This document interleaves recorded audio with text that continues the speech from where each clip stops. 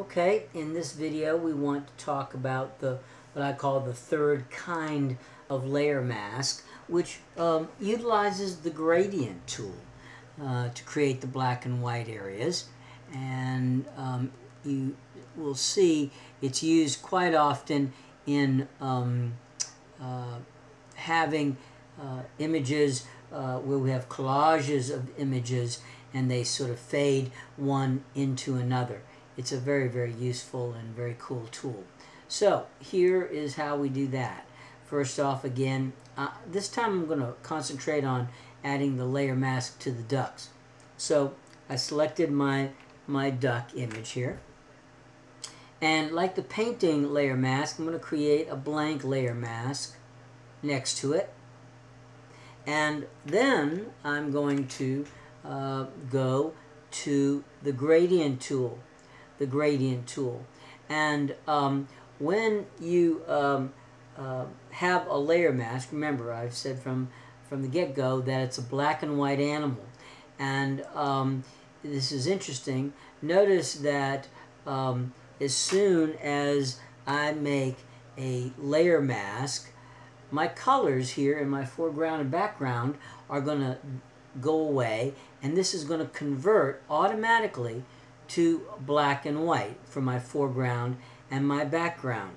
It will automatically, because if I've selected the layer mask, there you see it switched just now. It knows that I'm going to need the black and white tools to add the black and white color to the layer mask. So Photoshop is intuitive in that respect and knows that's what's coming. So at any rate, I then am going to go to the gradient tool, and in the next video we're going to look a little bit more at the specific of the gradient tool in Photoshop. So I pick it, and then I go up to the very top corner here where I have my swatches, and what I do is just click on the color gradient that's showing, and it brings up the gradient editor.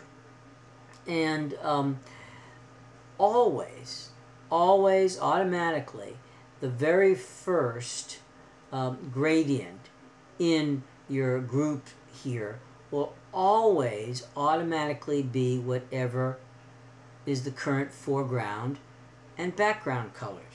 And as we said, because I had clicked on my layer mask, the foreground background had automatically switched to black and white, and so the first gradient here in my swatches or my gradient editor is in fact black and white. So I simply say okay. We'll come back again, as I said, next video and talk about the gradient tools and the gradient editor in general terms. So I now have my gradient, and it's in black and white. I've selected my layer mask, and I simply come to my canvas and add the gradient. And what you see here is, let me go back and make sure, you have to make sure that you've got the foreground, background, black and white chosen. I did not, and that was making a big difference. And here you see how the image literally fades, or looks like it dissolves into the canvas. And by playing with this, I can change that part of the image that fades. And when we look closely at the layer mask, what's going on? Where the black is on the layer mask, that is hiding that part of the duck. And where the layer mask is lighter gray or just white, we see the image very clearly. And so it really is a terrific tool. I'm going to go to the other duck here. Actually, I'm going to go to my my little mini dune, create another blank one. Again, I've got my gradient, and here again you can see how I can create some pretty dramatic and very, very cool effects of making images appear to fade or dissolve into each other. And it's an amazing, very simple and easy way to create that effect, especially collages of images and pictures of things when you're wanting to do some creative stuff. So once again, this is the gradient variation, if you will, of the layer mask. And we looked at that. Then I can use the kind of layer mask where I have a shape where and I could create the shape either with the painting tools. Again, I'll throw this one away and I'll say delete, and I'll pick the dune, I'll click create a brand new one. It's blank. I go over to the painting tools and I can simply come over here and start painting, and painting out, if you will, part of the image. And there you have it. And you can see the layer mask. Okay, so that's sort of the painting kind, and we can combine that with the eraser tool to bring back, erase some of the black mask and bring back some of the image.